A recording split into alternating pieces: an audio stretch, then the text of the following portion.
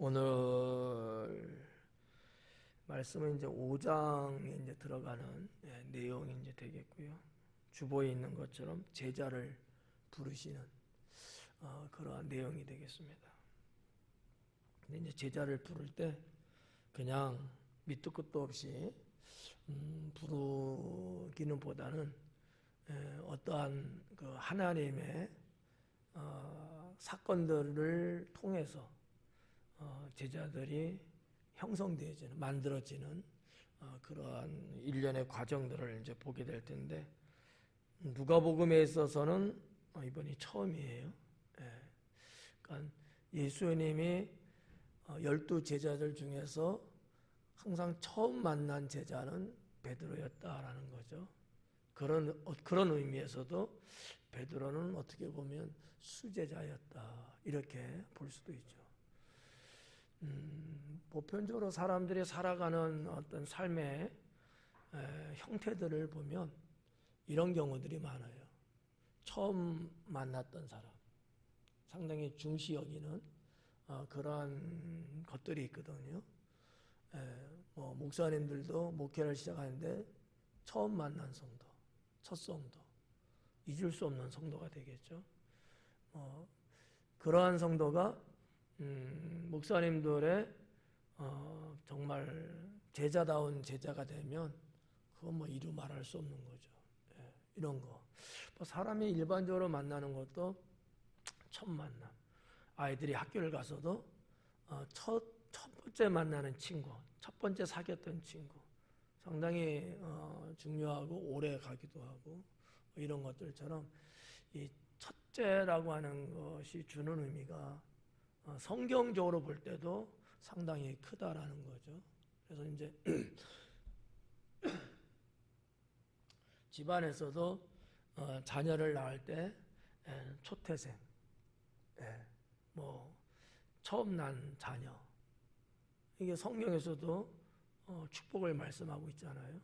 이런 부분들이 이제 있는데, 오늘 이 누가복음 5장에서도 베드로가 이제 처음 예수님을 만나고 제자가 되는 사건인데, 이 11절까지의 내용 속에서 우리가 깨달을 부분, 받을 은혜, 도전적인 이런 부분들이 적지 않게 많이 있어요. 그래서 긴 시간이 아마 필요할 것 같은데 여러분들이 잘 따라왔으면 좋겠다라고 생각합니다. 5장 1절에 보니까 무리가 몰려와서 하나님의 말씀을 들었다, 이렇게 기록하고 있죠. 무리들이 몰려왔다. 어느 정도일까?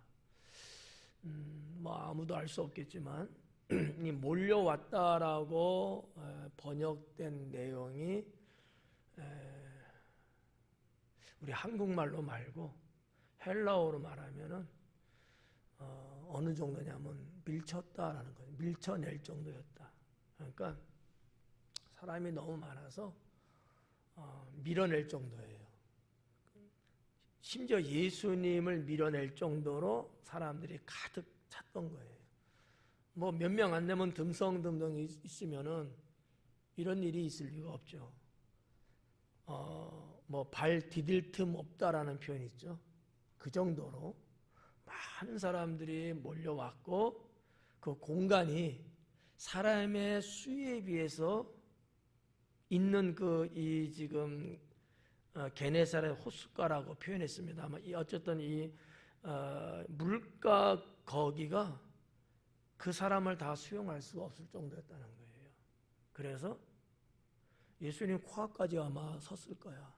근데 그것도 부족해서 예수님도 밀려났다는 거예요. 여기서는 그냥 몰려왔다라는 어떤 상황에 대한 것만 이렇게 상황에 대한 것으로 번역은 됐지만, 헬라어 성경에는 몰려왔다가 아니고 밀어냈다라는 단어를 쓰고 있다는 거죠.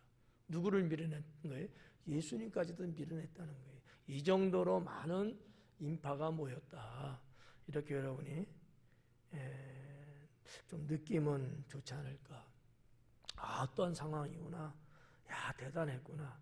너무너무 많은 사람이 예수님 보러 왔구나. 이거를 여러분들이 뭐 성경을 통해서 알게 되면 훨씬 더 성경의 상황을 이해하는 데 도움이 되지 않을까 이렇게 생각됩니다. 하나님의 말씀을 들을새 예수님은 게네사렛 호숫가에 서 있었다라는 거죠. 그러니까 게네사렛 호숫가에 게네사렛이라고 한 단어가 앉아 있는데 아마 누가에서 볼 수 있는 명칭이죠. 이 게네사렛은 이제 지방 이름이에요. 동네 이름인데 갈릴리 호수가 있잖아요. 이 갈릴리 호수를 그 지역에 따라서 부르는 명칭이 각각 달랐어요. 그러니까 갈릴리 호수라는 것은 대체로 다 알려져 있는 건데 갈릴리 지방에 있는 큰 호수에서 이제 갈릴리 호수 이렇게 된 거고, 갈릴리 호수를 중심으로 우리가 보면은 정북방향 맨 꼭대기에 보면은 뭐가 있냐면 가버나움이라는 게 있잖아요. 이 가버나움 위에 원래 고라신이 있어요. 그리고 가버나움 동쪽으로가 베세다가 있단 말이에요. 오병이어 기적 일으켰던 것. 이 세 군데에서 예수님이 기적을 가장 많이 벌렸단 말이에요. 그런데 불구하고 이 세 동네 사람들이 다른 곳보다도 주님을 안 믿었다는 거. 그래서 예수님이 이 세 동네를 심판을 해서 멸망을 받게 됐죠. 상당히 중요한 동네 이름들이에요. 베세다, 고라신, 가버나움. 근데 이 가버나움이 가운데 딱 있는데 베세다, 고라신, 가버나움 이렇게 오면은 서쪽이에요. 서쪽으로 오면은 뭐가 있냐면은 이 게네사렛이라는 동네가 있어요. 여기도 역시 이제 그 갈릴리 해변에 있는 동네예요. 그러니까 서쪽으로 이렇게 왼쪽으로 이렇게 그쪽에 있는. 그래서 이제 이 동네 사람들은 자기 동네 이름을 따서 그 호수를 게네사렛 호수, 게네사렛 바다 이렇게 이제 불렀던 거예요. 그러니까 이게 뭐 또 다른 뭐 갈릴리 바다하고 또 다른 어떤 또 있는 건가 이렇게 잘 모르면 그럴 수 있어요. 명칭이 다르니까. 그렇지 않다. 갈릴리 바다, 갈릴리 호수를 게네사렛에서는 자기 동네 이름을 붙여서 이렇게 쓰고 있는 것이다. 이렇게 보시면 돼요. 이 게네사렛이라는 단어가 있고 또 더 내려오면은 이 게네사렛에서 더 내려오면 여러분 막달라 마리아 있잖아요. 예전에 말씀드렸죠. 막달라 동네가 있어요. 거기서 더 내려오면 디베라가 있거든요. 이 디베라도 큰 항구인데 여기 사람들은 또 이 또 바다를 또 디베라 바다라고 말해요. 디베라 호수라고도 말하고.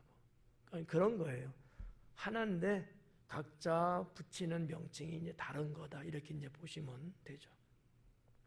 이 게네사렛 호숫가에 서서 2절에도 호숫가에 누가가 기록한 단어가 있는데 이 누가복음에 있어서의 이 번역은 호수로 번역들을 했어요. 다른 곳에서는 바다로 번역되기도 하고 있는데 여기 이 번역된 원어는 사실은 글쎄 뭐 호수다 바다다 둘 다 쓸 수 있는 단어예요. 일종의 항구라고 뭐 바다를 보통 항구라고 하지만 뭐 강도 항구라고 부를 수 있거든요. 물가에 있는 배를 띄울 수 있는 곳이니까 그러한 용어를 썼는데 하여튼 이 누가복음은 호숫가라고 번역을 했어요. 근데 호수는 맞아요. 민물 바다거든요. 형태는 바다 형태를 띄었는데 거기는 바다의 염도가 있잖아요. 여기는 없어요. 민물이에요. 그런 측면에서 학자들도 뭐 여러 가지로 이야기는 하죠. 이렇게도 바다라고도 말하고 호수라도 말하고 고고학적으로도 그렇게 이제 이야기하는데 그냥 둘 다 어느 한쪽으로 기울어지면 좀 서운하니까 그냥 민물바다 이렇게 또 부르기도 해요. 민물바다는 사실 없는 거죠. 말이 안 되는 건데 또 그렇게 부르기도 한다. 이렇게 보시면 될 것 같고요.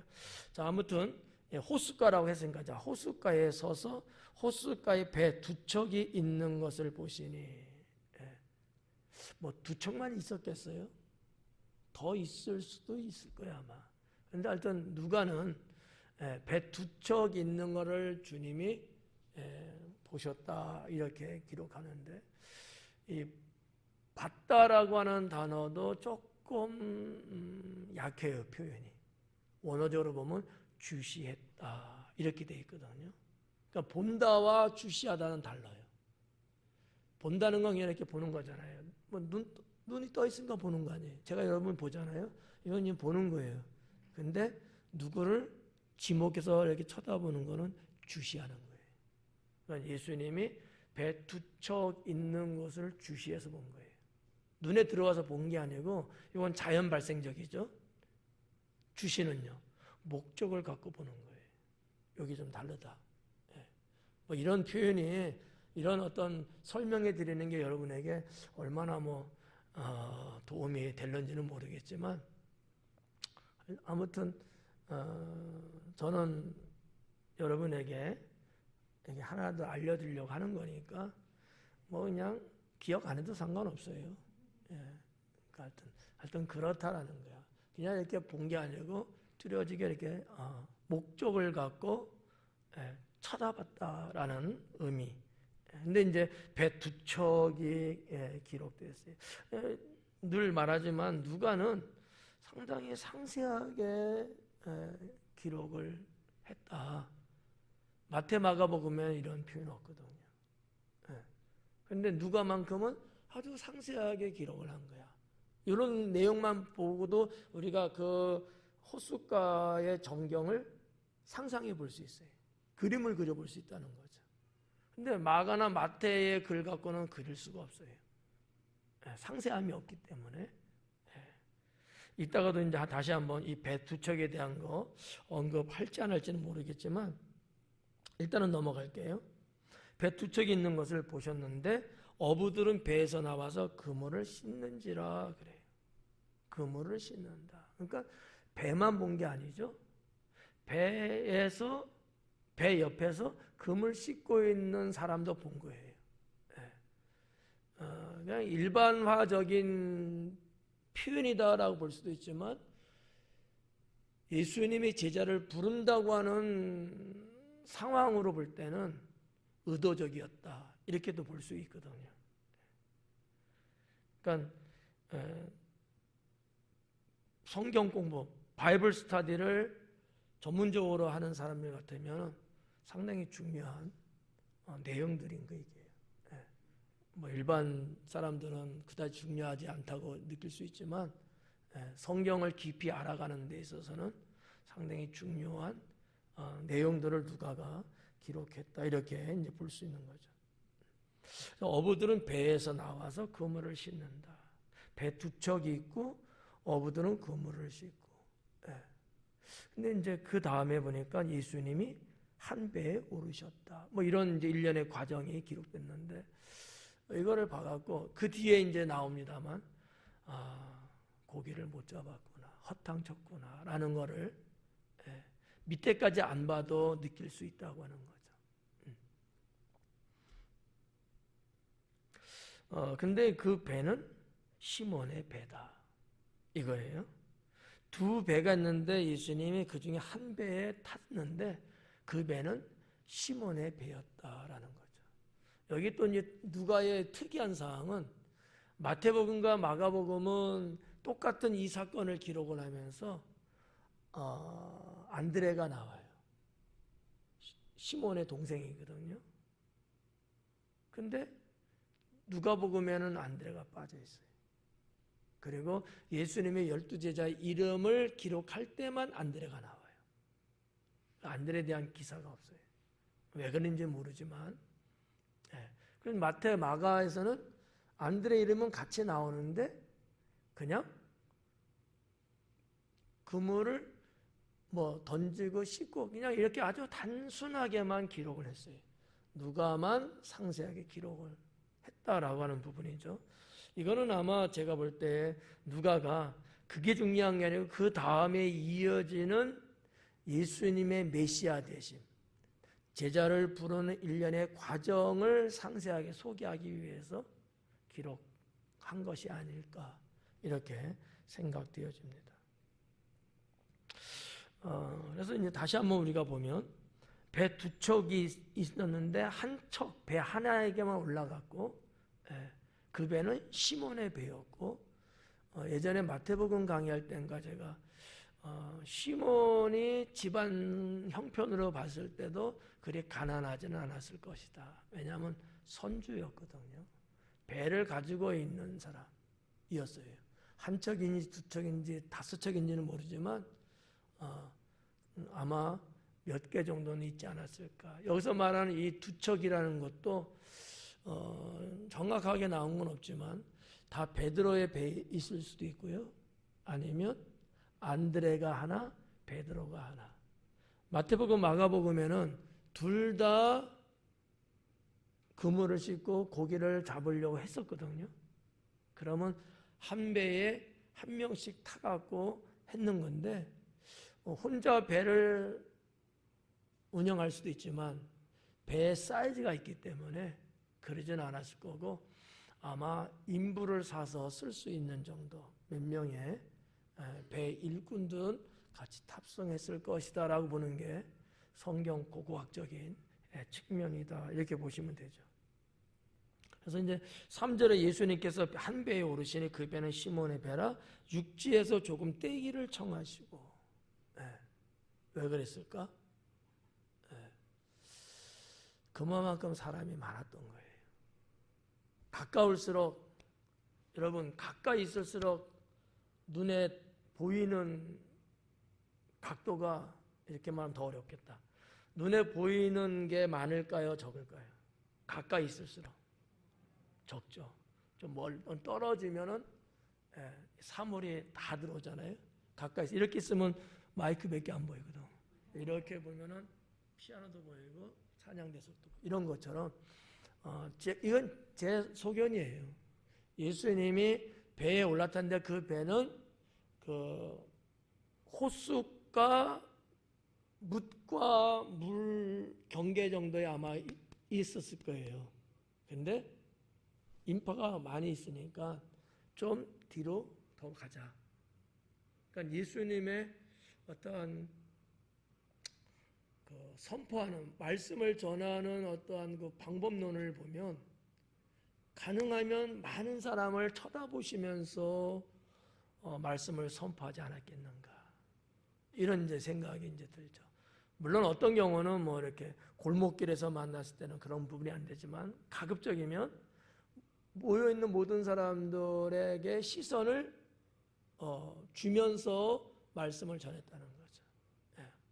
엉뚱한 데 쳐다보면 이런 게 아니고 백성들의 눈을 쳐다보시면서 항상 말씀을 선포했다. 이게 이제 예수님의 어떤 프리칭의 방법이에요. 자, 이제 그런 부분들. 그래서 이제 배를 조금 떼기를 청하시고 앉으사 배에서 무리를 가르치시더라라는 거죠. 뭐 보편적으로 뭐 습관적인 간습적으로 볼 때는 말씀을 전할 때 앉았다 이렇게 말씀을 드렸잖아요. 회당에서도. 근데 배에 올라섰는데 앉으셨어요. 뭐 여러 가지 해석이 뭐 되지만 제가 볼 때는 그냥 순수하게 보면 흔들리니까 앉으시지 않았을까 이렇게 보는 거예요. 여기 회당은 아니기 때문에 뭐 습관 때문에 또 앉을 수도 있죠. 근데 뭐 그럴 수도 있지만 배였기 때문에 이 갈릴리 바다에 가보시면 알지만 항상 풍랑이 이렇게 물결이 항상 쳐요. 그래서 힘들어요. 그래서 아마 또 앉지 않았을까 이렇게도 생각해 볼 수 있다라는 거죠. 4절 말씀에 보면 말씀을 마치시고 시몬에게 이르시되 말씀을 마치시고 앞에 보니까 3절 마지막 부분에 무리를 가르치시더니 그랬잖아요. 지난주에 말씀드렸죠. 가르치는 것에 대해서. 그러니까 예수님의 캐립소, 선포는 말씀을 가르치는 것과 질병을 치료하시는 두 가지 형태로 많이 나타났다.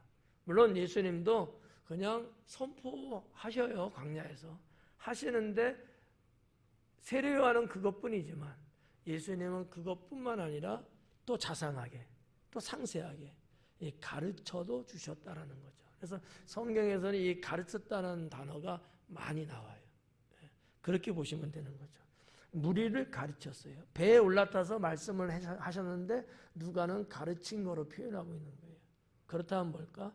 뭐 들으려면 듣고 말려면 말고 따라할 사람 따라하고 그런 게 아니고 하나님 나라가 무엇인지를 모든 사람이 알아들을 수 있게끔 말씀을 이야기해 줬다는 거야. 그러면 예수님의 이 가르치는 그 방법론을 보면 예수님은 늘 비유의 말씀을 많이 들었어요. 백성들이 잘 못 알아들으니까 이렇게도 설명하고 저렇게도 설명하고 그게 가르치는 거예요. 선포는 그러지 않거든요. 듣든 말든 알았든 못 알았든 그냥 내가 할 말만 한단 말이지.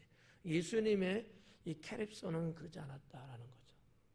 그러니까 선생님 다운 가르친 거예요. 그래서 디다스칼로스라는 단어를 우리가 선생이라는 단어로 이제 보고 있는데 그 내용으로 이제 보시면 돼요. 그다음에 이제 4절에 말씀을 마치시고 시몬에게 이르시되 깊은 데로 가서 그물을 내려 고기를 잡으라. 뭐 우연이라고 말할 수도 있지만 저는 필연이라고 이제 보는 거죠. 베드로를 제자 삼으시고자 의도적인 예수님의 접근 아니었을까라는 거예요. 요한복음에서 빌립과 나다나엘의 사건이 이렇게 기록되어 있잖아요. 1장에. 나다나엘과 예수님의 거리는 멀어요. 식별할 수 없어요. 그럼에도 불구하고 예수님은 나다나엘이 무화과나무 아래에 있는 것을 봤다라고 이야기하거든요. 그러니까 나다나엘이 빌립을 통해서 예수님께 오기 전에 이미 예수님의 마음에는 나다나엘을 제자로 부르시는 바가 있었다라고 하는 얘기예요. 우리 주님은 이제 그러신 분이다. 꼭 나에 의해서만 결정하시는 게 아니고 주님의 목적에 의해서 이미 나를 결정하신다 라는 거예요. 자, 이렇게 보면 또 어려워질 수도 있는 내용이지만 우리는 평소에도 하나님 앞에 뭔가 선택받을 수 있는, 컨택될 수 있는 그런 인생으로 살아야 되지 않겠느냐라는 거죠. 저는 그런 부분들을 강렬하게 느껴요. 그냥 일상생활 평범한 삶 속에서도 뭔가 우리 주님께 속된 말로만 눈도장이 찍힐 정도로 우리가 이렇게 살아야 된다는 거죠. 그러면 하나님의 선하신 뜻과 목적이 어느 때에 딱 오면 그런 사람을 주님은 택하신다는 거죠. 그냥 밑도 끝도 없이 그냥 즉흥적으로 하시는 게 아니고 그것도 이미 예정해 놓으셨다 이렇게 보는 거거든요. 상당히 중요한 내용이 이런 것들이. 지금 내가 쌈박하게 뭘 잘해서 주님이 나를 택하신다? 그렇지 않아요. 이전에 어떠한 삶을 주님은 여전히 나를 지켜보고 계신다는 거죠. 저는 이게 더 중요하지 않겠느냐. 사람들은 당장 이렇게 이벤트적으로 언제 한번 뭐 잘하고 이러면은 마음에 탁 들어가고 잘하는데 선택을 하거든요. 주님은 그러지 않다는 거죠. 언제나 주님은 즉흥보다는 예정 속에서 일하셔요. 계획하시고 하신다는 거죠. 그렇다고 보면 이날의 베드로 시몬의 선택도 그러지 않았을까 이렇게 볼 수 있는 거고요. 저나 여러분은 평소의 생활 속에서 우리 주님의 마음에 드는 그런 인생을 사셔야 된다. 그래야 은혜도 되고 하나님이 때를 따라 복을 주실 때 여러분의 이름을 빼놓지 않고 기억하시고 주신다는 거죠.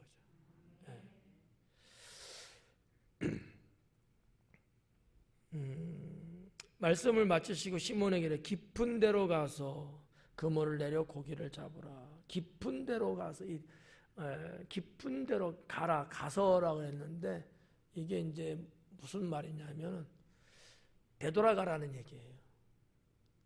고기를 잡다 만졌다 안 되고 동이 트니까 이제 들어왔었잖아요. 다시 글로 되돌아가라는 거예요. 네가 잡았던 그 장소 다시 가라는 거야. 이게 우리 지금 이 번역된 이 내용 갖고는 조금 원어적으로는 좀 안 맞아요, 사실은. 이 번역한 학자들이 들으면 기분 나빠하시겠지만, 왜냐하면 지금 우리가 보고 있는 걸 보면은 그냥 깊은 데로 가는 거잖아요. 어느 장소는 없어요. 그냥 깊은 데예요. 왜 제가 이 부분을 말씀드리냐면 시몬이 어부 전문가 아닙니까? 평생 어릴 때부터 아마 아버지를 따라서 고기 잡는 데 따라다니고 아마 그랬을 거라는 거죠. 그러면서 잔뼈가 굵었고요. 지금 자기가 어른으로서 가정을 잇는 사람이 현재, 그러면 아무리 안 돼도 예수님과 시몬과의 나이 차를 보면은 이 당시에 아마 베드로는 40대 정도는 적어도 됐을 거예요. 그러면 뱃사람으로서 긴 세월을 살았으니까 그런 어떠한 경험치를 갖고 나가서 고기를 잡았는데 허탕친 거 아니겠어요? 근데 그 길 가라는 거야. 아무 데나 가서 그게 안 됐으니까 딴 데도 갈 수 있잖아. 깊은데 다른 곳에. 그게 아닌 거예요. 네가 실패한 곳이지만은 내가 너를 보내면 너는 거기서 너 성공할 수 있다는 거지. 이 의미가 상당히 커요. 원어로 볼 때 큰 거야. 그러지 않으면 이거는 의미 별로 없어요. 아니, 여기 가서 안 되면 저기서 잡을 수 있잖아. 똑같이 깊은 데니까. 근데 다른 데 가라는 얘기 아니에요. 네가 실패한 그곳에 다시 가라는 거야. 영어로 말하면 리턴이거든요. 출발했던 그곳에 되돌아가라는 거야. 턴과 리턴이 다르다고 제가 옛날에 이야기 드렸는데, 턴은 그냥 돌아가는 거예요. 방향이 없어요. 턴은 그냥 돌아가만 가는 거야. 리턴은 왔던 길로 돌아가라는 거거든요. 왔던 대로 돌아가라는 거거든요. 그런 것처럼 여기서 말하는 이거 그냥 가라는 게 아니고 네가 실패한 그 장소로 다시 가라. 되돌아가라는 거예요. 그러면 베드로 입장에서 뭐야, 내가 거기서 밤새 잡다가 못 잡아서 왔는데 그걸 다시 가라고? 여러분 같으면 어떨 것 같아요? 여러분 고집이 세겠어요? 아니면 주님의 말씀이 세겠어요? 내 고집이 세다고. 내가 지가 뭘 안다고. 나는 어부야. 내가 전문가지. 안 되고 왔는데 또 가라고? 안 가죠. 예수님이 그거를 지적한 거야. 우리 인생에도 주님 때는 이럴 때 있어요. 내가 뭐 한다고 해서 했는데 안 돼. 근데 때로는 주님이 너 그거 다시 해라. 이렇게 말씀할 때 있어요. 그러면 대번에 아니요. 했는데 안 됐잖아요. 이렇게 되거든. 여기서는 신앙이 어긋나는 거예요. 그럴지라도 순종하고 아멘하고 했을 때 하나님의 기적은 거기에서 일어나는 거거든요. 그럼 누가 한 거예요? 사람이 한 거예요? 하나님이 한 거예요? 하나님이 한 거예요. 다른 데 가서 그물 던져 고기 잡았으면 시몬이 한 거야, 그거는. 구분 가요? 시몬은 이미 실패했어, 그 자리에서. 근데 거기 가서 성공을 하잖아요? 그럼 누가 한 거예요? 이건 하나님이 하신 거야. 누가는 이거를 이야기하고 싶었던 것 같아요. 네. 우리가 하나님 믿으면서 이런 경우들이 아마 있을 거예요. 네. 특히 뭐 사람과의 관계 이런 경우들. 누구하고 사이가 버그러졌어. 안 좋아. 기분이 상했어. 근데 주님이 뭐라 할까? 그래. 그냥 등지고 살아. 그러실까요? 아니면요. 그 자에게 다시 가라. 긁어 화목해라. 그러실 거 아니에요. 내 감정으로나 내 어떠한 조건으로는 실패해서 이미 단교야, 단교. 근데 주님은 다시 가라는 거지.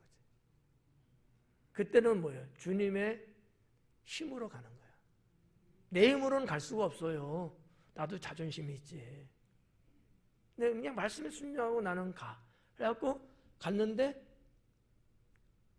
조금 전까지만 해갖고 봤을 때는 서로 얼굴 붉힐 것 같았는데 주님이 다시 가려서 갔는데 얼굴이 화사하게 빛나고 미소를 짓는 거야. 그러면 갈라진 관계가 이어지게 봉합되겠죠? 누가 한 거예요? 하나님이 하신 거예요. 이런 게 우리 삶 속에 있다는 거죠. 사람들이 걸으는데 깨닫지를 못해요. 그러니까 이런 하나님 말씀을 통해서 이런 거 우리가 배워야 된다는 거죠. 아, 하나님이 실패한 그 장소로 다시 보내시는구나. 왜? 예수님이 메시아라는 거를 그래서 터득하게 만들어요. 사람의 힘으로는 안 되는 거잖아요. 그러니까 신적 존재라고 인정을 하게끔 만들어가는 일련의 과정이 아니었을까. 저는 이렇게 내다봐집니다. 자, 그래서 여기 깊은 데로 가서 네가 고기를 잡으려고 했던 그것으로 되돌아가서 그물을 내려 고기를 잡으라 라고 하는 거죠. 근데 5절에 보니까 시몬이 대답하여 이르되 선생님. 시몬이 대답하여 이르되 선생님 그래요. 이 선생님이라는 단어 하나만 원어로 말씀드릴게요. 에피스타테스라는 단어로 되어 있는데 에피스타테스, 디다스칼로스가 선생님이잖아요. 번역은 선생님으로 해놨어요. 원어는 다르다라는 거죠. 디다스칼로스는 선생님이 맞아요. 교사.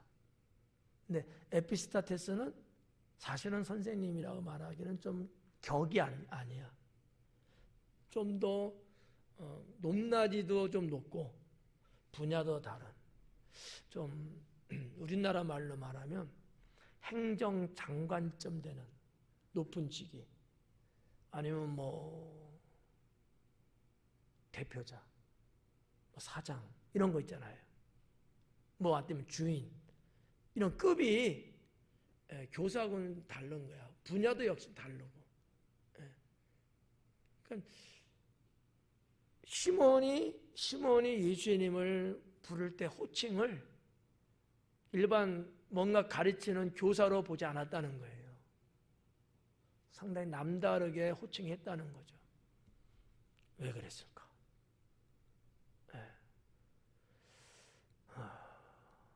궁금해요? 궁금해하는 것 같지가 않아서 목사님이 왜 저러시나? 우리가 지난주에 보고 넘어왔잖아요. 예수님이 어느 집에 들어가셨죠? 물 마실 게 생각해 보세요.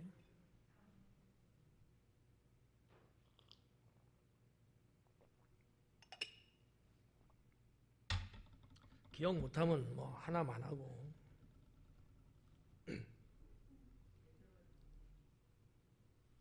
시몬의 장모 집에 들어갔거든요. 자기 장모님이 죽을 병 같은 병인데 한순간에 딱 나버렸어요. 예수님이 말씀 한마디에, 기도에. 시몬이 이 사실을 알고 있지 않았을까? 이게 추측이에요. 그래서 일반적으로 일반 평민들이 쉽게 부를 수 있는 선생님이 아닌가. 더군다나 지금 자기 눈앞에 펼쳐지는 많은 사람들 앞에서 지금 예수님이 말씀을 가르치고 있으니까 당연히 그 뭐라고 부르는 게 맞아요. 그냥 선생님 부르는 게 맞아요.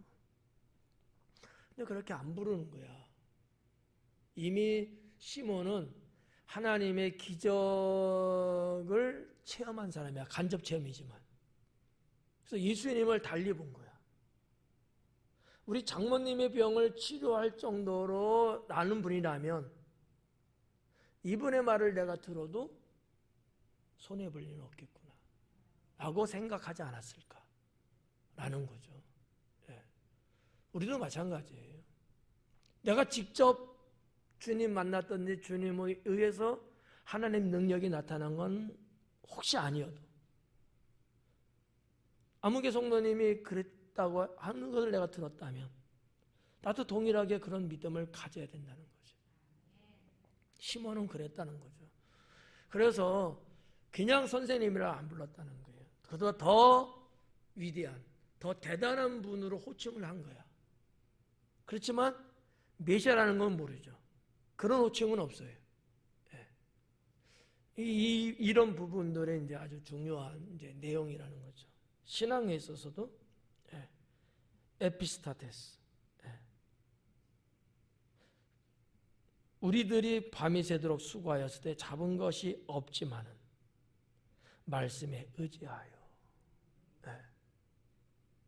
아주 중요한 내용이죠. 말씀에 의지해서. 우리도 마찬가지 오늘날도. 다른 건 다 아닐지라도 하나님 말씀만큼은 그 말씀에 의지해서 우리가 해야 된다라는 것. 이게 신앙이다. 말씀을 도외시하고 말씀을 무시하고 말씀 없이 뭘 한다? 그거는 꽝이에요. 그건 대두 문제야. 되게 되면 교만해지고 된다 할지라도 사탄이 역사해요. 하나님 말씀에 의해서 가는 거야. 예수님도 그러셨고요. 우리가 보고 넘어왔잖아요. 모든 믿음의 사람이 다 그랬어요. 다 말씀에 의해서 전쟁도 이기고 문제도 해결하고 이러는 거지. 말씀을 의지하지 않고 우리가 하나님을 믿는다고 한다? 그 신앙은 의미 없어요. 그래서 여러분 날마다 성경을 읽자는 이유가 그런 영적 좋은 습관을 갖기 위해서 하는 거예요. 말씀을 의지해서. 이 말씀에 대한 강의를 하면은 시간이 어마어마하게 필요하잖아요. 그럴 수는 없으니까 여러분이 또 어느 정도는 다 아실 때고 말씀에 의지해서. 그래서 이제 말씀에 의지하여 내가 그물을 내리리이다 이런 거죠. 근데 누가의 좀 독특한 거는 이 말씀에 의지했다는 이 말씀. 이 말씀은 예수님이 네가 있던 그곳으로 돌아가서 금을 던지라고 했던 그 말씀이에요. 그래서 로고스라는 단어를 쓰지 않고 레마라는 단어를 썼다는 거죠. 이런 것들을 이제 이렇게 설명해 드리는 게 이제 강해거든요. 그래서 시간이 이제 많이 걸리면 여러분은 싫어하고. 그래서 어제도 교단 목사고시 목사 후보생 전도사님들 오리엔테이션 강의해드리고 이제 왔는데 시간이 턱없이 부족하죠. 윤리학 과목을 강의하고 왔어요. 윤리학을 강의하려면 수십 시간을 해야 돼요. 근데 그건 맛배기만 보여주는 거니까 시험 보기 위한 거야. 그래서 했는데 그래도 부족해갖고 그래서 그냥 끝내고 왔어요. 다 안 하고 온 거지. 살짝만 하고 왔지. 아마 속 터졌을 거야. 그분들은 배우려고 하는 사람들이니까. 못 가게. 쉬는 시간도 안 쉬고 하겠다는 거.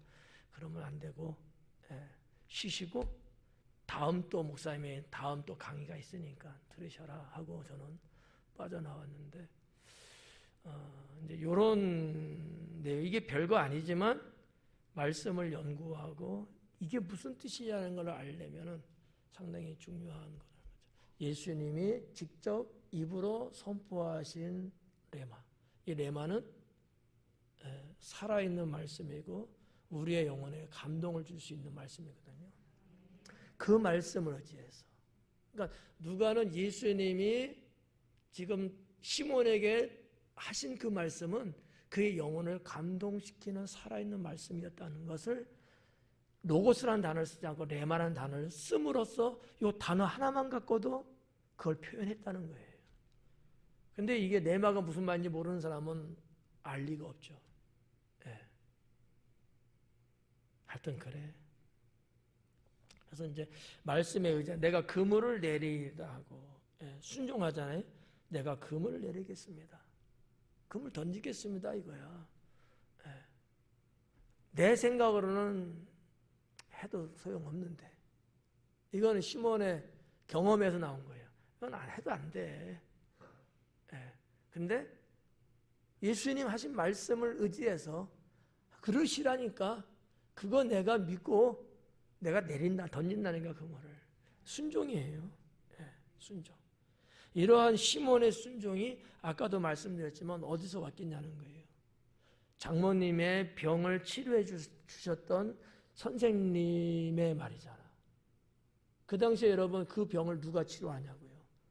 오늘 죽을지 내일 죽을지 모르는 그러한 병을 앓고 있는 장모님이었는데 열이 펄펄 끓고 한순간에 치료하셨잖아요. 이런 것들의 어떤 경험치가 있는 거야 지금 시몬에게는. 예. 그러니까 그 뭐랄까 믿을 것도 없이 그냥 무조건 믿습니다 이게 아니고 그런 하나님의 이적에 대한 간접 경험이 있어. 이 능력을 믿은 거야. 그리고 나도 그물 던지겠다 이렇게 간 거죠. 이런 것들이 중요하다고 좀 전에 말씀드렸죠. 내가 직접 경험한 건 아니지만 내 옆 사람이니 성도든지 가족이든지 누가 한 것이 있어. 나도 그걸 믿고 나갈 때 나도 그런 하나님의 능력을 입을 수 있게 된다는 거죠. 그래서 장모님의 그 병 고쳤던 그 능력의 경험이 시몬에게는 있기 때문에 물론 간접적이지만 더더욱 시몬이 순종하는데 수월하지 않았을까? 좀 수월했을 거예요. 그러지 않았으면 시몬은 말 안 들었을런지도 몰라요. 그는 어부잖아. 전문가잖아. 예. 그런 부분. 6절에 보니까 그렇게 하니 그래요. 그렇게 하니. 여기도 이제 한이라는 단어가 번역됐는데 이 한이라는 말이 포이에오라는 단어예요. 헬라어로 포이에오. 무슨 얘기냐면 실천하다라는 뜻이거든요. 말씀한 대로 실천하니. 실천했다는 거예요. 그냥 우리 한국적으로 평서문으로 번역한 거예요. 그냥 그렇게 하니 고기를 잡은 것이 심이 많아 그물이 찢어지는지라. 일명 이제 베드로 고기라고 말해요. 예전에도 한번 말씀드렸죠.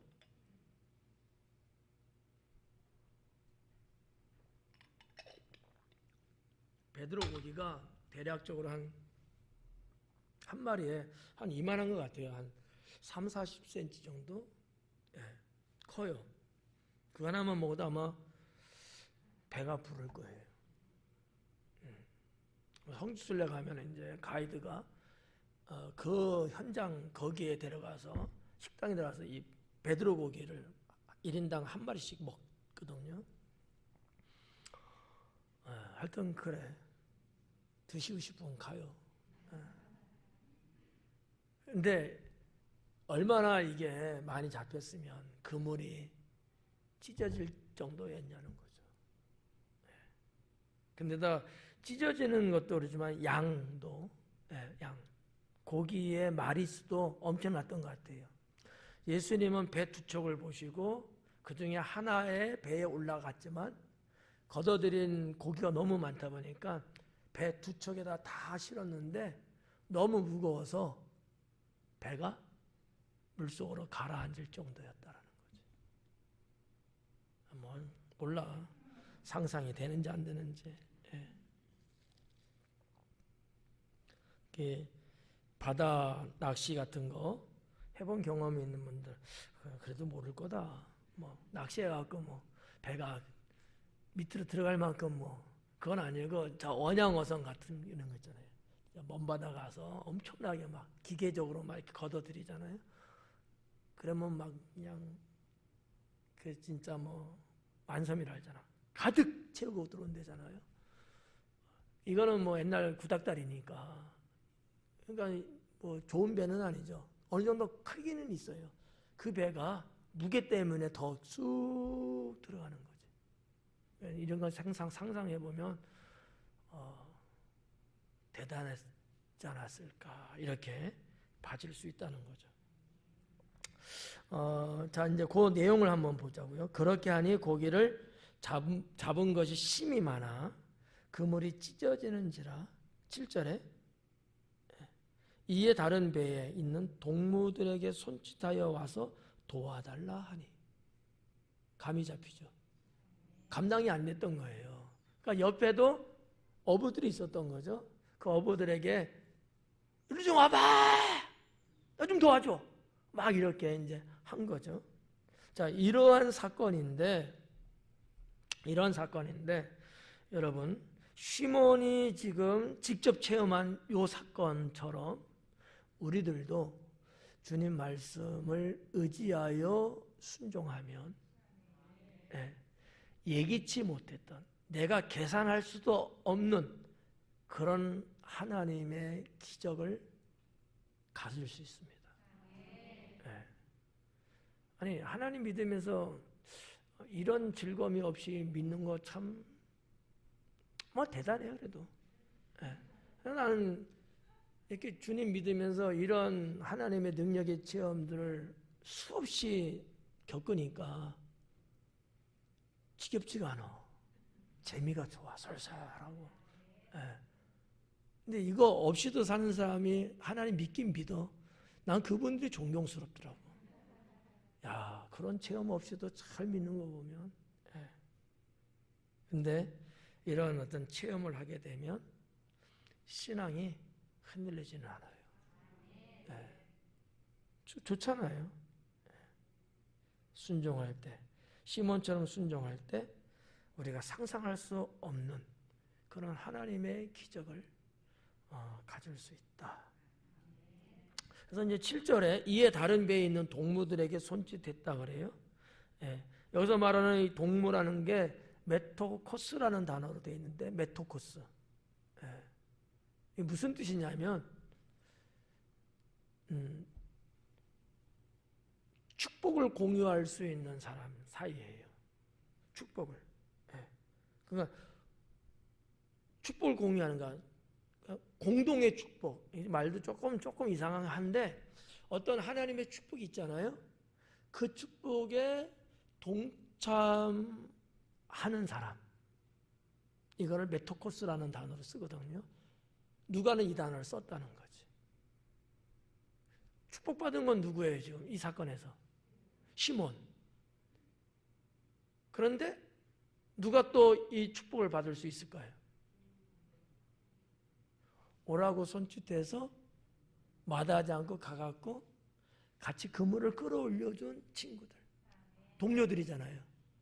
그들도 시몬이 받은 그런 축복에 동참했기 때문에 그들도 그 복을 받는다는 거죠. 이 메토코스라는 단어의 함의적인 뜻이 상당히 좋습니다. 그러니까 우리가 친구를 사귀더라도, 사람을 사귀더라도 이 메토코스가 있는 게 좋아요. 서로가 잘 되면 좋잖아요. 그러면 여러분, 사람을 사귈 때 어떤 사람을 사귀는 게 좋아요? 축복의 자리에 있는 사람. 나도 그러면 그 자리에 있고 그 친구하고 어울리면 나도 덩달아 복을 받는 거예요. 누가는 일반적인 단어를 안 썼다는 거예요.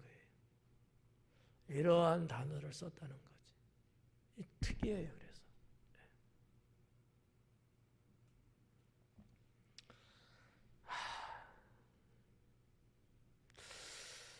자, 하여튼 뭐 아유, 큰일 났다. 자, 8절. 시몬 베드로가 이를 보고 예수의 무릎 아래 엎드려 이르되. 이상한 거 하나만 발견해 봐요. 안 들려요. 살짝. 좀 더 크게 해요. 주여. 또 특이한 거. 예? 발음이 마스크 때문에 별론가 봐. 뭐라고요? 예? 엎드려? 무릎? 정형외과도 아니고. 그게 아니고 계속해서 이름이 뭐가 나와요? 시몬이 나오잖아. 근데 여기서는 시몬 베드로라는 이름이 나와요. 근데 여러분 봐봐요. 시몬은 부모든 누가 지어준 인간의 이름이잖아. 베드로는 예수님이 지어준 이름이에요. 누가는 의도적으로 베드로라는 이름을 여기다 기록했다라는 거지. 왜? 베드로의 인생이 달라지는, 전환되는 장면이에요, 지금. 지금까지 7절까지는 시몬의 인생으로 썼어요. 8절부터는 베드로의 인생으로 갑니다. 전환점이라는 거예요. 네. 별걸 다 말해, 그죠? 네. 누가의 그 숨은 뜻이 아마 여기 있지 않았을까라고 볼 수 있다는 거죠. 시몬을 쭉 내려오다가 이런 사건, 이러한 축복, 주님과의 만남과 능력의 체험과 이런 어떤 영성적인 부분이 딱 연결됐잖아요, 이제. 그러고 나서는 불러지는 이름이 바뀌는 거예요. 베드로로. 우리도 마찬가지예요. 내 힘으로 살고, 내 멋대로 살고, 세상 방식대로 살고, 여전히 그러면 나의 불러지는 이름은 사람이에요.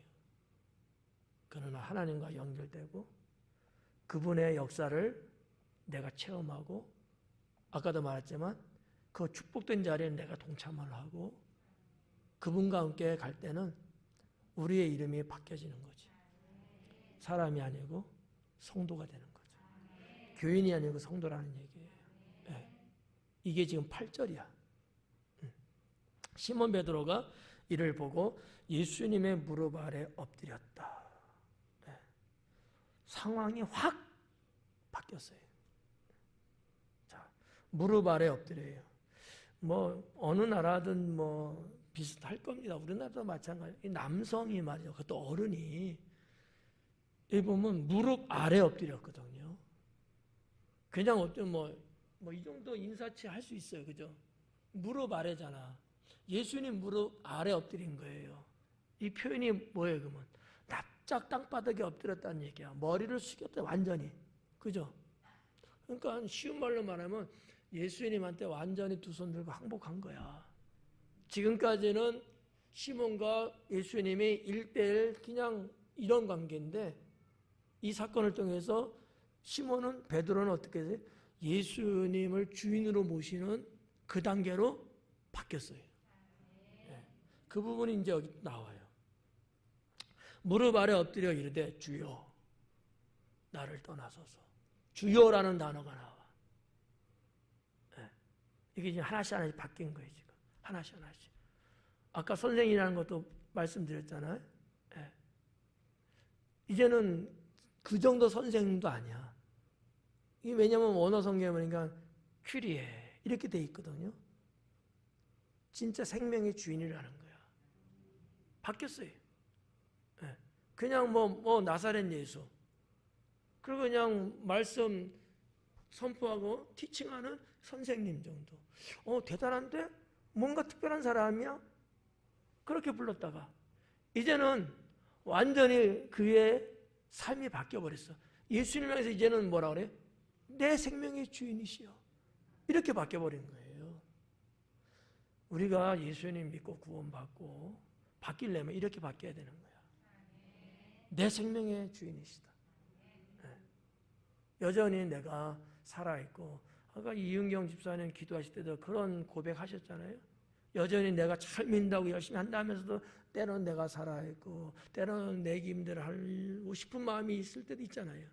근데 이 큐리에라고 하는 신앙 고백을 할 정도가 되면 그런 것까지도 내가 다 내던지고 정말 베드로가 말한 것처럼 말씀에 의지해서 예, 이렇게 가는 게 이게 정상이라는 거죠. 이게 정상이다, 이 신앙이. 그런 부분 보시면 될 것 같고요. 예, 주여 나를 떠나소서. 왜 떠나래? 예? 죄인이니까. 그렇지. 그게 하나가 있고요. 또 하나가 있어요. 안 물을게, 걱정하지 마. 어차피 대답 못해. 왜냐하면 유대인들의 의식 속에는요, 죄인은 신과 같이 있을 수가 없어요. 있으면 어떻게 될까? 죽어요. 그 베드로는 죽기 싫었던 거야. 그런 것도 있다. 이 유대인의 신앙 사상이 하나님의 여호와의 얼굴 보는 자는 정령 죽고, 그죠? 일반 죄인들이 그 의로우시고 영원하신 그분을 만나서 만나는 것은 죽음을, 심판을 의미할 수도 있어요. 그러니까 베드로가 뭐 신앙생활 잘했는지 못했는지는 모르겠지만 그도 유대인이고 조상 때부터 쭉 내려갔던 신앙이 있잖아요. 내가 죄인인 건 알아. 예. 근데 사실 이 죄인이라는 것은 내가 무슨 죄 짓고 이래서 죄인한 게 아니고 자기를 완전히 낮춘 표현법이거든요. 내가 사람을 죽이고 남의 거 훔쳐먹고 뭐 이래서 죄인이라는 개념이 아니야. 이 죄는 나를 최대로 낮춘 것을 표현한 거예요. 근데 이런 죄인이라고 고백한 시몬 베드로가 나를 떠나달라는 거예요. 내가 당신은 도저히 내가 상대할 수 없는 신적 존재라고 이때는 본 거예요. 신적 존재로. 메시아는 이런 건 모르지만 신적 존재와 같은 분이다. 내가 이거 까딱했다고는 한편은 좋기도 하지만은 죽을 수도 있다. 이런 어떤 위압감, 왠지 모르게 이런 부분도 있을 수 있어요. 그래서 우리가 지난주 그 전주에도 봤던 이게 두려워한다는 단어 속에서 강해를 해드렸는데 여기도 똑같은 의미가 기록이 되어 있어요. 그러니까 베드로는 무서웠던 거예요. 내가 감당할 수 없는 사람이야. 내가 도저히. 그러니까 나를 떠나달라는 거지. 네. 여러분 같으면 어때요? 같이 있어주세요? 떠나주세요? 그렇지, 물론 그렇지. 하여튼 이런 것들이 누가에 의해서 아주 소상하게 기록이 되고 있습니다. 주여 나를 떠나소서 나는 죄인이로소이다. 상당히 베드로는 겸손하게 주님 앞에 신앙 고백을 합니다. 이 참 혈기방장하고요. 다혈질의 사람이거든요. 아마 그래서 더 한꺼번에 꼬꾸라졌는지도 몰라. 네. 감정이 상당히 폭발했잖아요. 자, 넘어가서 9절에 이는 자기 및 자기와 함께 있는 모든 사람이 고기 잡힌 것으로 말미암아 놀라고. 이 놀랐다는 게 우리가 지난 시간에 그 또 전 시간에 보았던 에마라고 하는 거. 이 분노, 놀랐다라는 거. 막 이렇게 까무라칠 정도로. 뭐야, 이 정도가 아니고 막 이러는 정도의 놀람. 이 사건을 보면서 당시 사람들이 그렇게 놀랐다는 거예요. 설명하고 있는 거예요, 구절은. 이는 그 이유는 베드로가 나를 떠나달라고 하는 그 이유가 뭐냐? 자기 및 자기와 함께 있는 모든 사람이 고기 잡힌 것으로 말미암아 놀라고 세베대의 아들로서 시몬의 동업자인 야고보와 요한도 놀랐다. 까무라칠 정도로, 기겁을 할 정도로. 그러니까 어때요? 옆에서 막 그렇게 하니까 베드로는 어땠을 것 같아? 자기도 무서운 거야. 그러지 않겠어요? 주변이 막 난리야. 이게 지금 막 난리 난 거야. 막 물론 뭐 누구는 막 좋아서 환호했는지도 몰라. 고기 많이 잡혀갖고 막 그냥 어부 같으면 우리 김 선생님 같으면 막 그냥. 근데 이게 어느 정도야 말이지. 배 두 척에 배가 가라앉을 정도로 막 기겁할 정도니까 그거를 보면서 베드로가 겁난 거야. 무서운 거야 이게. 평생 이런 일이 없으니까요. 이거를 지금 설명하는 구절이 9절, 10절로 내려오고 있는 거죠. 여기 이제 야고보와 요한이 등장하죠. 여전히 그러나 안드레는 소개를 안 하고 있어요. 찍혔어, 안드레는.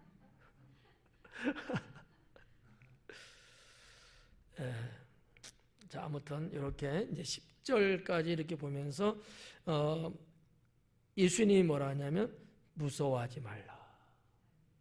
예수님의 그 위로와 표현의 언어 중에는 이 말씀을 참 많이 하시는 거예요. 두 가지예요. 내니 안심하라라는 말씀 잘 하셨어요. 안심해라. 그 다음에 두려워하지 마라. 여기에 플러스 원 하나 더하면 평안해라. 예수님의 18번지야. 사람을 만나고 때로는 힘들어하고 고통스러워 이런 분들을 만날 때마다 첫 인사로 그런 인사를 했어.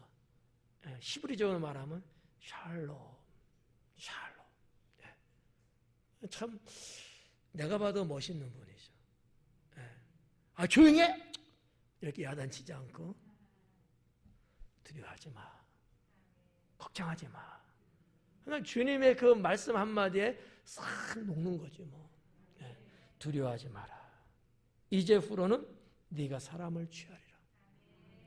이제 후로는이라는 거, 아까도 제가 여기 8절에서 시몬이라는 이름이 쭉 내려오다가 여기 와서 베드로라는 이름을 붙였던 것이 상황의 변화된 거잖아요. 여기 지금 보면은 10절에도 이제 후로는, 이 이제 후로는이라는 것도 삶의 전환점이에요. 시간의 얘기가 아니에요. 이제 후라는 얘기는 시간의 얘기가 아니고 시몬이라는 인간이 베드로라는 인간으로 삶 자체가 바뀌어지는 거예요. 전환의 언어거든요. 지금까지는 고기에 낚는 어부였다. 이 시간 이후부터는 사람을 낚는 어부가 된다. 이 말씀을 예수님이 하셨던 거죠. 아주 유명한 말씀이잖아요. 11절에 그들이 배들을 육지에 대고 모든 것을 버려두고 예수님을 따른다. 몇 명이 따랐어요? 그래서 이 사건에서 몇 명이 따랐어요? 4명. 이름 한 명은 안 나왔어. 찍혔어. 그래서 안데는 없지만 마태복음과 마가복음에 기록되어 있는 것을 놓고 보면 같이 있었던 건 맞아요. 그래서 베드로, 안드레, 야고보, 요한 이들이 같이 있었는데 이들은 친족이에요. 그래서 아마 그 가버나움 지역, 베스데 사람, 가버나움 베스데 사람이라는데 그 지역이 아마 유지가 아니었을까. 터줏대감 같은 배를 여러 쪽 많이 갖고 있으면서 했던 걸 보면은 뭐 그런 대로 잘 살지 않았을까. 근데 그렇게 쭈쭈빵빵 아실 게 없는 그런 분들이 어땠다는 거예요? 다 내려놓고 예수님 따랐다는 거야. 바보들. 뭘 믿고? 아, 그렇잖아요? 여러분 같으면 이래서 뭐 우리 이영길 장로님도 국무총리, 김희재 집사님은 뭐 할까? 내무부 장관? 뭐 여러분들 뭐 국방장관, 뭐 예를 들어서 뭐 도지사 막 이렇게 잘 나가는 있어 현재. 근데 예수님을 어느 날 믿고 나서 예수님한테 헐떡 반해갖고 그런 아주 중차대한 직을 다 내려놓고 신앙에만 전념하고 복음 사역에 막 한다는 거야. 미친 거 아니야? 그렇잖아요. 더군다나 이들은요 다 내렸어. 배도 그물도 가족도 자기 부귀영화도 다 포기했잖아요. 이게 제자다라는 거죠. 이게 제자다. 뭐 우리가 볼 때는 멋있고 세상 사람 볼 때는 바보. 아무튼 오늘 여기 11절까지 이렇게 보면서 뭐 느끼는 바가 사실 좀 커요. 특히 이 5장 이 초반의 내용이 주님이 사람을 만나시고 제자를 부르시고 거기에서 일어나는 사건과 거기에 반응하는 자들의 모습과 신앙 고백과 거기에 주시는 축복과 이런 여러 가지 것들이 이 11절 속에 무궁무진하게 사실 담겨 있어요. 그래서 오늘은 이 정도로 하고 20년 후에 한 번 더 20년이면 제가 여기 없을 것 같은데 자 이렇게 해서 오늘 마치도록 하겠습니다. 기도합니다.